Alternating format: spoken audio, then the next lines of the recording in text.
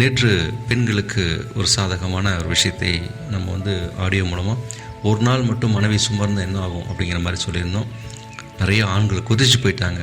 மதுரையிலத்து Shenbagaraman sir எல்லாத்தையும் ஒரே மாதிரி சொல்லாதீங்க சார், நாங்களாம் எவ்வளோ கஷ்டப்படுறோம் தெரியுமா அப்படின்னு சொல்லி அவர் சொல்லியிருந்தார். அனுப்புங்க, உங்கள் செய்திகளும் அனுப்புங்க அப்படின்ற மாதிரி பதில் கொடுத்துருந்தேன். அப்புறம் ஒரு நகைச்சுவைக்காக, சார் எல்லாரும் அப்படி இல்லை சார், நிறைய பெண்கள் வந்து நீ சொல்கிற மாதிரி இருக்கலாம், ஆனால் மற்றவங்களாம் அப்படி இல்லை சார், கொஞ்சம் பேர் வந்து இருக்கிறனால தான் நிறைய இடங்களில் குழப்பம் வருது சார், இப்போ ரொம்ப பிரச்சனைலாம் ஸ்டார்ட் ஆகுது சார் அப்படின்ற மாதிரி வாட்ஸ்அப்பில் உரையாடல் பண்ணிகிட்டே இருந்தார் செண்பகராமன் சார். அப்படி சொல்லிவிட்டு ஃபேஸ்புக்கில் இருந்து ஒரு லிங்க் எனக்கு வந்து, சார் உங்களுக்கு அனுப்புகிறேன், படித்து பாருங்கள், நண்பர்களுக்கும் நம்மளுடைய நேயர்களுக்கும் வாசகர்களுக்கும் வாசித்து காட்டுங்க அப்படின்னாரு. இருந்தாலும் அனுப்பிச்சி வைங்க சார் அப்படின்னு சொன்னேன். ஸோ நீ சண்டே இது கேட்டு ஹாப்பியாக சந்தோஷமாக நீங்கள் தூங்க போகணும், சரியா? கவனமாக கேளுங்க. ஒரு லேடிஸ் கிளப் கூட்டம். லேடிஸ் கிளப்புக்கு வரவங்களாம் எப்படி இருப்பாங்க உங்களுக்கு தெரியும். கொஞ்சம் middle class, upper middle class, அப்புறம் ஏதோ பிஸ்னஸ் பண்ணணும்னு நினைக்கிற போகிறவங்க, இல்லை டைம் பாஸ் போகிறவங்க, இல்லை என்ன பண்ணுறதுன்னு தெரியாமல் போகிறவங்க நிறைய பேர் இருப்பாங்க. ஓகே, அது உள்ளே போக வேண்டாம். ஒரு லேடிஸ் கிளப் கூட நடந்துகிட்ருக்கு. அங்கே இருக்க வந்து வழக்கமாக வந்து லேடிஸ் கிளப்லாம் போட்டிங்கன்னா யாராவது இந்த கோட்டு போட்டு வந்து பேசுவாங்க, வாழ்வது எப்படின்றவாங்க, அப்புறம் எப்படி அது செய்யணும் இதை செய்யணும்பாங்க, இந்த மாதிரி நிறைய ஏதாவது சொல்லிட்டே இருப்பாங்க. சில புரட்சி பெண்கள் நல்ல லிப்ஸ்டிக்லாம் போட்டு, கொண்டையெல்லாம் போட்டு, ஜடையெல்லாம் போட்டு, மிடி சுடிதெல்லாம் வருவாங்க, கையில் ஒரு பேக் வச்சுருப்பாங்க, ஸ்டைலாக நடந்து வருவாங்க, வந்துட்டு அப்படிங்க இப்படிங்கம்பாங்க, சமுதாயத்தில் புரட்சி பெண்கள் அப்படிம்பாங்க, என்னமோ சொல்லுவாங்க. ஓகே, அதுக்குள்ளேயும் போக வேண்டாம், அங்கே என்ன நடந்து மட்டும் சொல்கிறேன் கேட்டுக்குங்க. ஒரு லேடிஸ் கிளப் கூட்டம். அங்கேருந்து வந்திருந்த ஒரு நடுவர், அங்கே வந்து நடுவர் என்ன சொல்கிறாருன்னா, என்ன சொல்கிறேன்னா, நீங்கள் உங்கள் கணவரிடம் எப்பொழுது கடைசியாக நான் உன்னை நேசிக்கிறேன், அதாவது ஐ லவ் யூ என்று சொன்னீர்கள் என்று கேட்குறாரு. அந்த கூட்டத்துக்கு வந்த பெண்கள் எல்லாத்தையும் கேட்குறாரு, நீங்களாம் வந்திருக்கீங்க, லாஸ்ட்டாக கடைசியாக எப்போ உங்கள் ஹஸ்பண்டை பார்த்து ஒரு ஐ லவ் யூ அப்படின்னு சொல்லியிருக்கீங்க. உங்கள் கணவர்கிட்ட நீங்கள் ஐ லவ் யூ சொல்லும்போது குடும்பம் வந்து இறுக்கமாகும், நல்ல இணைப்பாக இருக்கும், பாசமோடு இருக்கும், ஒருத்தர் அண்டர்ஸ்டாண்ட் பண்ணிக்கலாம். நான் உன்னை விரும்புகிறேன், நான் உன்னை நேசிக்கிறேன், நான் உன்னை காதலிக்கிறேன் அப்படிங்கிற வார்த்தையை எப்போ நீங்கள் சொன்னீங்க அப்படின்னு சொல்லி நீங்கள் வந்து சொல்லுங்கள் அப்படின்னு சொல்கிறாங்க. ஒரு மேடம் இருந்துச்சு, நான் இன்றைக்கி சொன்னேன் சார், வெரி குட் மான், டெய்லி சொல்லணும், வெரி குட், அப்போ தான் குடும்பத்தில் ஒரு இதாக இருக்கும். இப்போ இன்னொரு வேறு யாருன்னா யாரும் கை தூக்கல, இன்னொருத்தர் மெதுவாக கை தூக்குனாங்க. நீங்கள் சொல்லுங்கள், நான் 2 நாள் ஆச்சுங்க, இன்றைக்கி தான் சொல்லுங்க.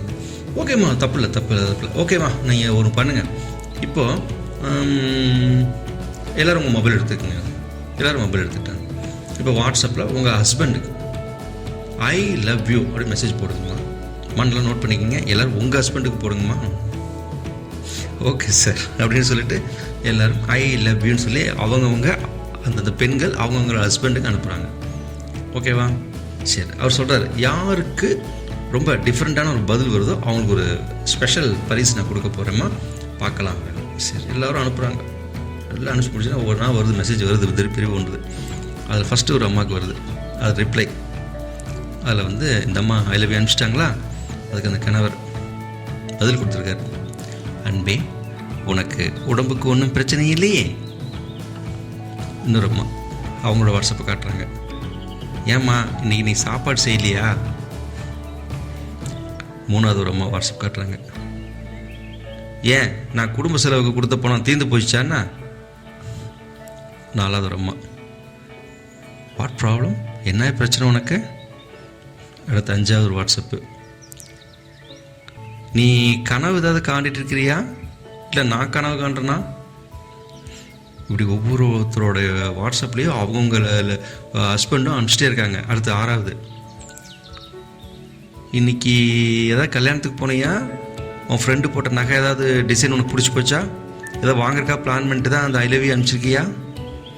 அடுத்தது, நான் ஏற்கனவே ஆஃபீஸில் ஏகப்பட்ட டென்ஷனில் இருக்கிறேன், இதில் நீ வேற. அடுத்தது, ஏண்டி என் கார் எடுத்துகிட்டு போய் மறுபடியும் எங்கே போய் முட்டிட்டு வந்துட்டியா.